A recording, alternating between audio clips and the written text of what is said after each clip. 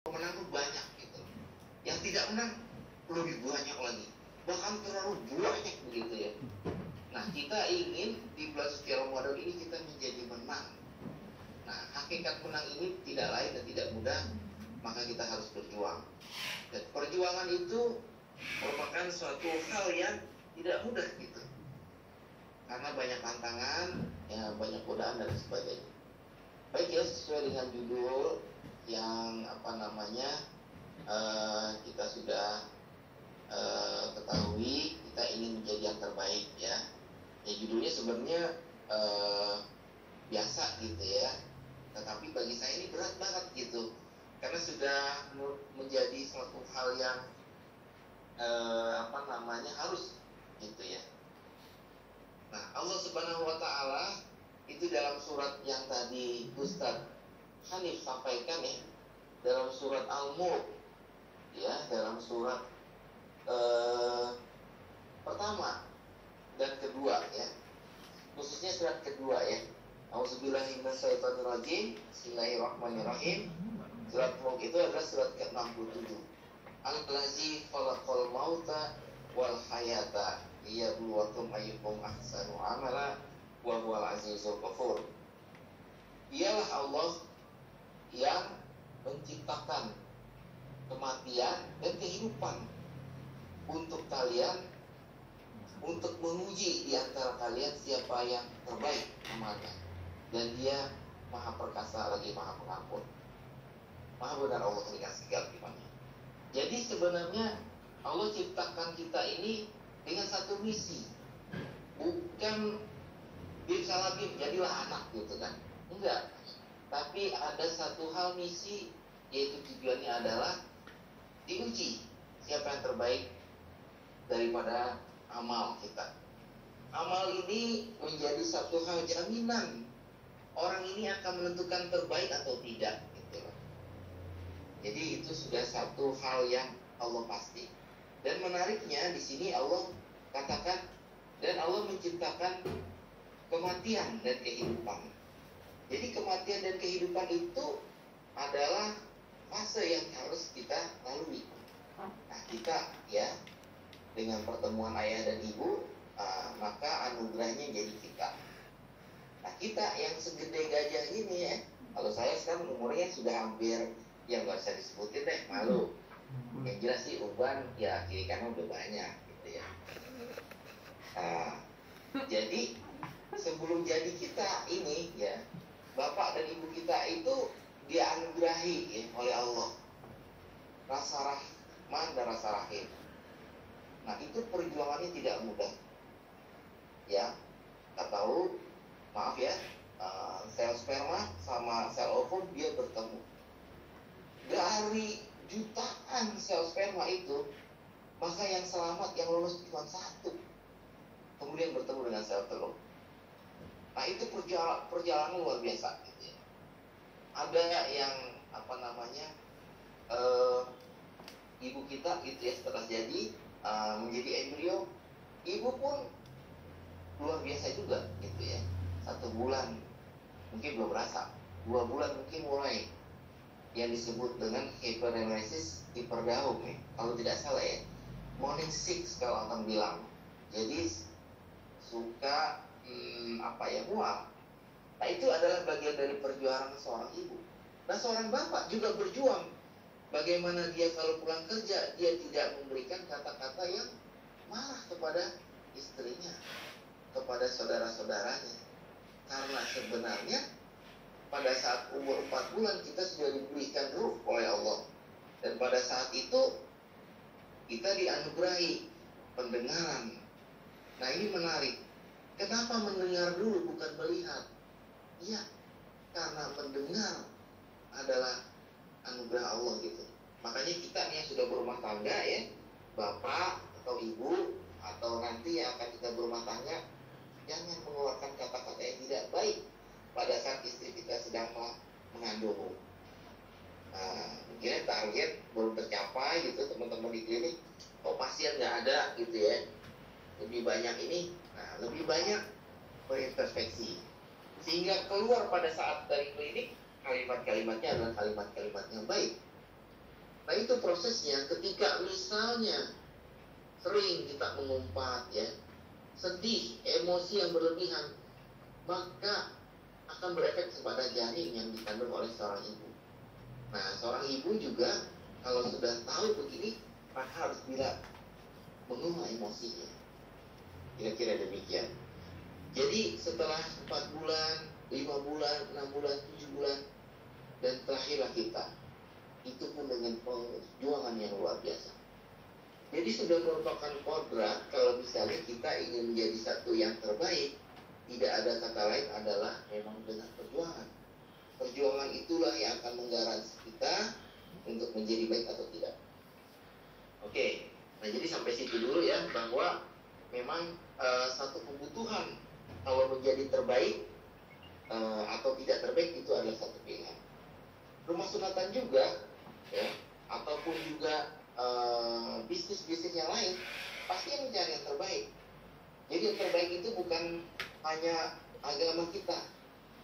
Di tempat-tempat lain juga demikian. Dia pasti mencari sesuatu yang terbaik. Nah, tinggal kita.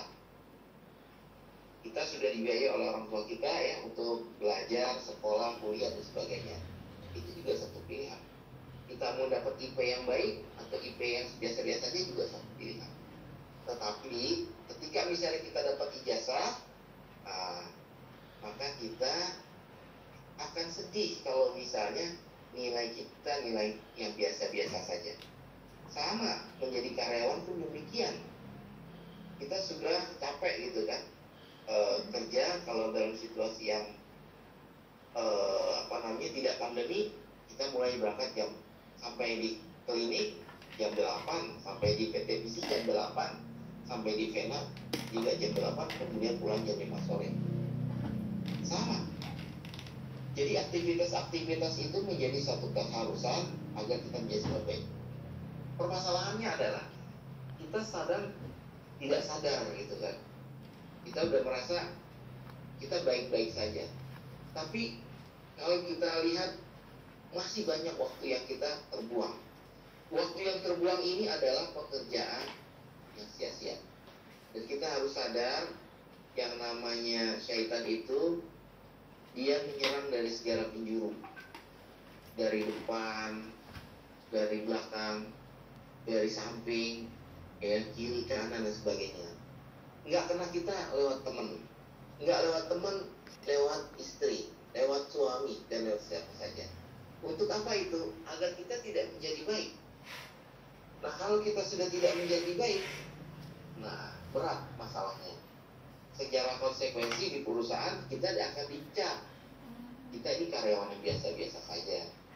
Jadi pasukan 8.05, masuk jam 8, produktivitas 0, pulangi jam 5. Tapi ada karyawan ya, atau manusia atau orang ya, people yang dia tidak mau begitu. Dia merasakan ya saya bekerja satu hal anugerah gitu loh. Tetapi dia punya misi ya, misinya adalah selain dia bekerja dapatkan penghasilan, maka dia ingin menjadi satu hal yang nilai-nilainya ibadah. Kalau sudah demikian, menurut saya ya, rasanya kita akan kurang kerjaan. Kita akan merasa tambah lagi deh pekerjaan. Karena kita ini sedang meniti karir ya, meniti sejarah untuk pada saat nanti satu fase kita misalnya keluar dari perusahaan atau kita wafat, kita amalnya itu segunung. Dan amalnya itu adalah amal-amal kebaikan. Nah, coba dalam posisi seperti itu, pada saat kita wafat, wah, udah ditunggu oleh para malaikat gitu. Bukan ditunggu oleh pasukan yang serem-serem di kubur gitu, tapi sebelum wafat aja sudah ditayangkan kita ya, dengan gambaran-gambaran kamu akan dapat ini. Kemudian pada saat dicabut ruhnya terbaik juga dicabut. Kemudian pada saat akan bertemu Allah diantarkan semuanya gitu. Dan jasad kita jasad yang wangi ditunggu oleh seluruh para malaikat. Nah, oke, jadi satu hal yang baik itu adalah satu keharusan ya, bukannya slogan yang biasa-biasa saja. Dan agama kita kalau kita perhatikan itu luar biasa. Dalam surah Al-Imran ayat 100 kalau tidak salah ya, Allah katakan kuntum khairu ummah, kamu adalah umat yang terbaik. Kata Allah kamu ini kan berarti banyak ya. Nah jadi Allah sebenarnya minta kita itu adalah orang yang baik, bukan orang yang biasa-biasa. Dengan orang yang baik itu, maka kita akan memberikan servis, pelayanan, atau jasa, atau hal-hal yang itu memang sangat diharapkan oleh manusia. Nah, jadi pada zaman sahabat, zaman Rasulullah dulu itu, Allah sudah menggelarkan, kamu adalah umat yang terbaik. 1015 tahun yang lalu, ya, hampir ya, itu Allah sudah sampaikan begitu. Nah, itu tidak lain karena perjuangan Rasulullah. Kalau bukan karena tarbiyah Rasulullah, kalau bukan karena fardiyah dakwah yang diinginkan oleh para sahabat dan dia meningkatkan kompetensi, maka dia tidak bisa menjadi yang terbaik. Kalau tidak terbaik, ya otomatis kita tidak mendapatkan al-Islam. Jadi hal-hal yang sudah menjadi baik itu harus kita lakukan dengan sebaik-baiknya. Masalahnya ya, kita kadang ya kita silau nih. Kita lihat artis Korea, wah hebat deh, duitnya banyak, followernya banyak gitu kan. Terus kemana-kemana selalu disorot oleh media. Bukan hanya di Korea terkenal, tapi di seluruh penjuru dunia. Tapi itu sebenarnya semu. Ya, kita lihat coba. Ada nggak artis yang yang sedang tren sekarang gitu? Katakanlah artis Korea, dia mengalami kelainan seksual. Laki-laki senang sama laki-laki, perempuan senang dengan perempuan, atau laki-laki bergaya seperti perempuan. Maaf ya, yang namanya ayam ya, ada nggak ayam laki-laki kawin dengan ayam kawin dengan laki-laki? Atau ayam perempuan kawin dengan perempuan? Nggak ada. Tapi sekarang luar biasa, manusia yang melakukan itu. Kenapa tuh? Tak lain dan bukan karena godaan, hawa nafsu yang terus diikuti. Hawa nafsu yang diikuti, maka dia tidak bisa menjadi insan yang baik. Jadi agama kita, teman-teman semua ya, luar biasa gitu ya. Sudah memberikan batasan, kamu harus lakukan ini, kamu tidak melakukan ini, maka konsekuensinya demikian. Dan itu 1015 tahun lalu ya, Rasulullah SAW sudah mengatakan dan sudah mengimplementasikan sehingga digelari sebagai umat yang terbaik. Umat yang terbaik itu adalah umat yang memberikan kontribusi kepada peradaban manusia. Dan sampai sekarang kita bisa lihat sangat jauh tertinggal kita. Padahal kemajuan teknologi sekarang sudah demikian canggih. Zaman dulu tidak ada internet, ya, tapi bisa tuh menjadi menaklukkan daerah-daerah yang tadinya tidak Muslim menjadi Muslim dengan dengan penaklukan yang smooth, bukan dengan kekerasan, tapi dengan dakwah yang menyentuh hati.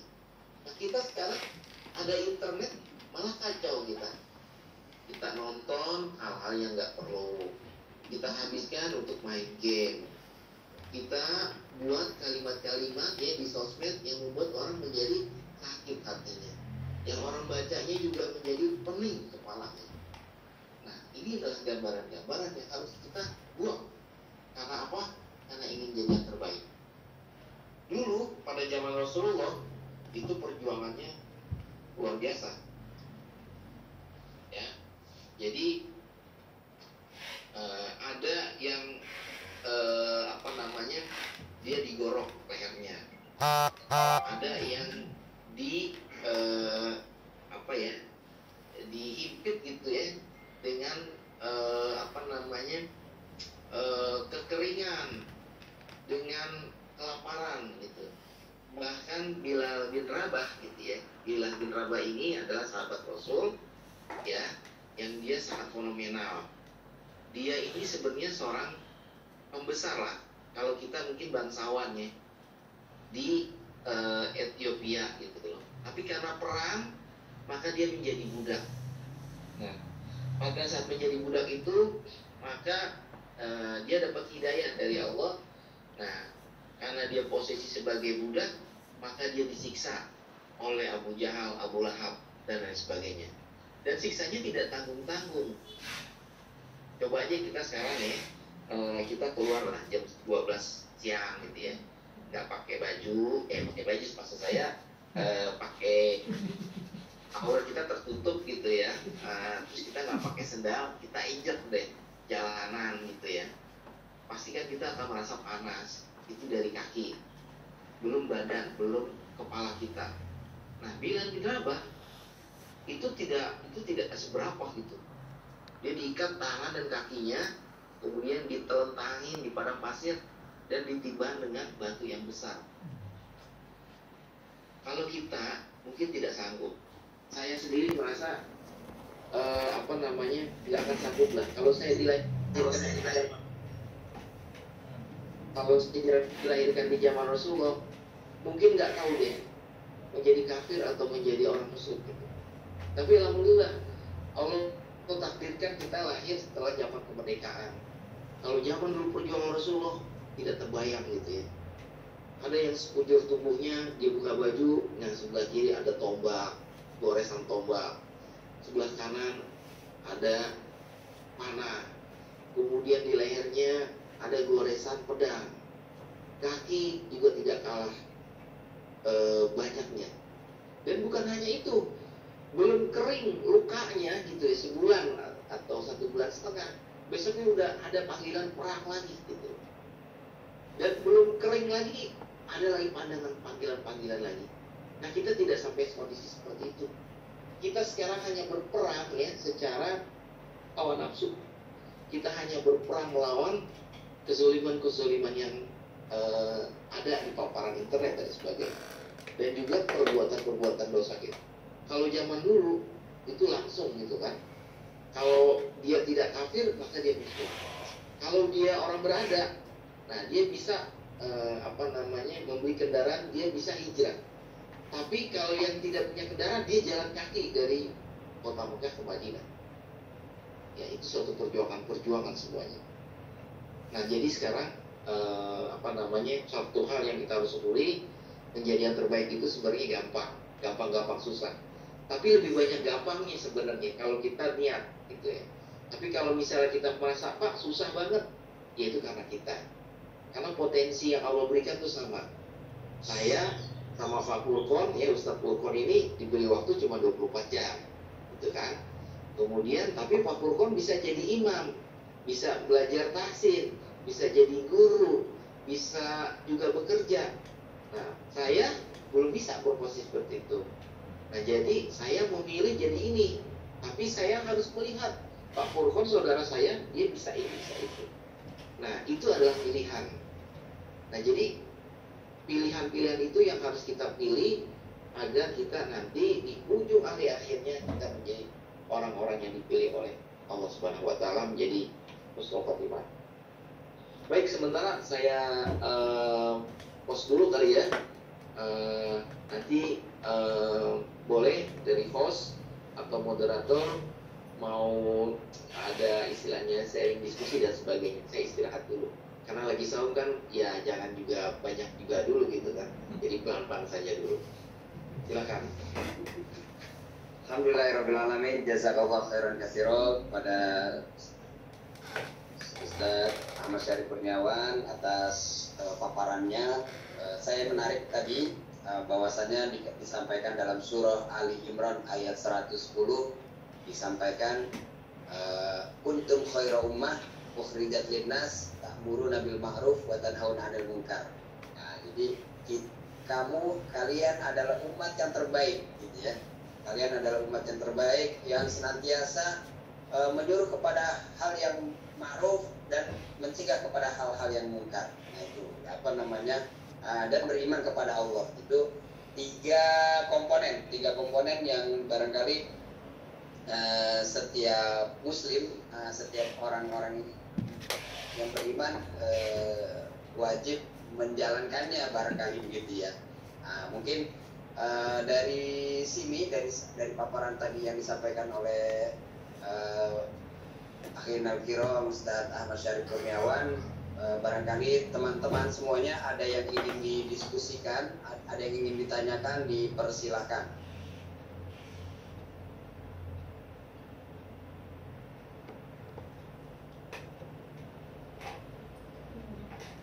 Bagaimana teman-teman? Apakah saya lanjutkan dulu ya? Ya. Kalau tidak ada pertanyaan? Tidak ada.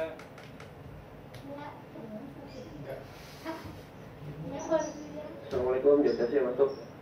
Waalaikumsalam warahmatullahi wabarakatuh. Silakan Pak Budi. Ya, terima kasih Pak Burhan. Ini mohon maaf, materinya luar biasa yang disampaikan oleh Pak Syarif. Ada pertanyaan sedikit saja.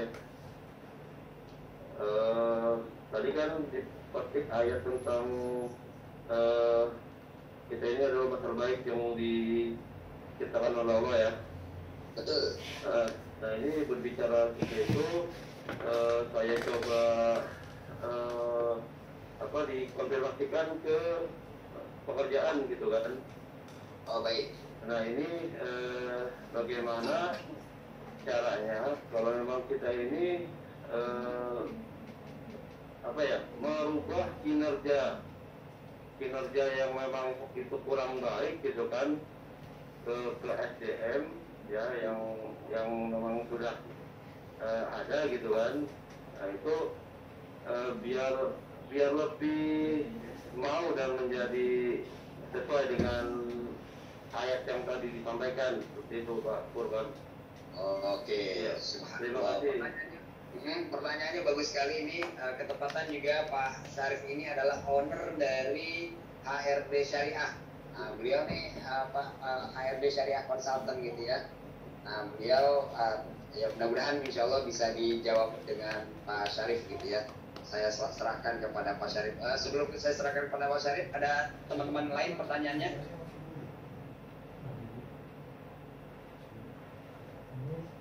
Nggak ada ya? Baik, oke, saya serahkan kepada Pak Syarif untuk menjawab pertanyaan Pak Budi. Ya luar biasa nih Pak Budi. Soal ayah ya, putrinya 2 ya, istrinya 1 pasti ya. Alhamdulillah Pak Kabir. Ya jadi memang betul ya, bagaimana caranya ya menjadi suatu umat yang terbaik, konteksnya di sebagai karyawan ya, atau saya perluas lagi lah gitu ya. Kalau karyawan kan ya memang kita profesi karyawan, tapi kan kita ada yang seorang suami, ada yang seorang istri, ada yang akan menikah juga nanti gitu ya. Jadi bagaimana mempertahankan nilai kebaikan gitu ya, saya perluas begitu barangkali ya. Jadi sebenarnya banyak cara ya gitu ya. Salah satunya adalah selalu bergaul dengan orang soleh ya. Kalau dalam konteks perusahaan, membuat lingkungan pekerjaan, lingkungan pergaulan itu adalah yang baik. Kok begitu Pak? Iya, karena begini, kita ini kan makhluk sosial gitu ya. Kalau kita berjamaah, kita akan lebih kuat. Tapi kalau kita sendiri, maka kita akan kerepotan dengan urusan-urusan kita sendiri. Jadi istilahnya begini deh. Kalau, maaf ya sekali lagi mohon maaf, kalau ada istilahnya kambing gitu ya, kambing satu di mana ya, di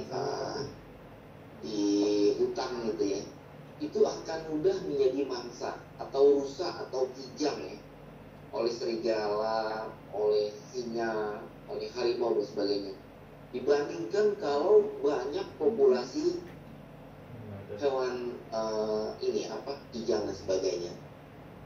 Nah, jadi jamaah itu menjadi hal yang membuat kita menjadi imun, gitu kan. Sekarang kan lagi musim pandemi, orang imun gitu kan.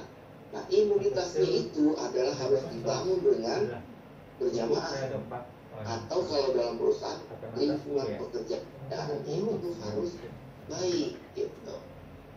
Nah sekarang coba kita lihat masing-masing. Kita kan orang baik semuanya, insya Allah, yang sudah masuk ke grup Dokter Mahdiah. Nah tetapi itu saja nggak cukup. Kalau kita naik motor begitu ya menuju tempat kerja, ya akan banyak gitu kan. Wah ini orang lewat-lewatin kita gitu. Terus kita jadi kesel gitu ya. Atau kita udah jalan baik-baik, tiba-tiba ditabrak dari belakang. Mau bilang zalik ya, mudah-mudahan nggak selamat kita. Nah itu adalah bentuk-bentuk daripada godaan. Tapi kalau kita strong ya dengan berjamaah, maka insya Allah ya, selama melakukan aktivitas itu kita akan ada istilahnya social control dari kita semua. Coba deh kalau misalnya Mas Budi, nanti ada Mbak Opi, ada Mbak Lia, gitu, ada Mbak Evi, kemudian ada Mas Edo, ada Dokter Encep juga gitu, istilahnya buat jamaah gitu. Kita pagi hari kita ini dulu ya briefing ya gitu. Coba deh. Kalau begitu berarti auranya nanti aura positif gitu. Aura positif itu adalah imun yang paling utama kalau kita menjaga daripada kesalahan-kesalahan. Nah itu yang pertama ya. Jadi bergaullah dengan orang-orang yang soleh. Bergaul dengan orang solehnya ini, kalau ada teman kita yang kurang bagus dalam kinerja, bukan berarti kita omelin, karena itu bagian daripada dakwah kita. Ya, kok begitu Pak? Iya, kalau dia baik, karena perantara kita sebenarnya otomatis multi efek player, pahalanya buat kita. Jadi nggak akan rugi kalau kita misalnya melakukan sesuatu hal yang baik. Karena kalau kita baik, orang baik, maka kumpulan menjadi baik. Tapi kita baik, orang nggak baik, nah itu khususnya itu perantaraan. Kalau kita lagi powerful imannya, kita nggak terkuasai oleh teman kita. Tapi kalau kita lagi jeblok, istilahnya ya, kita lagi lelah gitu, kelelahan. Nah, teman-teman orang baik, kita akan kena akibatnya gitu. Jadi buatlah lingkungan atau tim kerja kita itu tim kerja yang baik, berbicaranya yang baik, ngobrolnya ngobrol yang baik, bukan yang jorok-jorok. Kemudian kalau ada waktu yang senggang, mengambil. Oke, apa yang kita bisa lakukan ya? Misalnya bersih klinik, kemudian membuat yel-yel yang baik gitu, atau melakukan ya tadarus ya secara self sendiri gitu. Maka nanti akan ke bawah, ngomongnya baik, tingkah lakunya baik. Kalau tingkah lakunya baik, ngomongnya baik, otomatis kinerjanya pasti baik. Itu yang pertama menurut saya. Yang kedua adalah kita selalu mengingat kematian. Nah ini menjadi hal yang juga penting ya, dalam surat Al-An'am ya, surat 31 ya, kira-kira begini. Al-An'am ayat 31. Jadi gini, nanti menceritakan tentang penyesalan ya. Saya bacain dulu ya.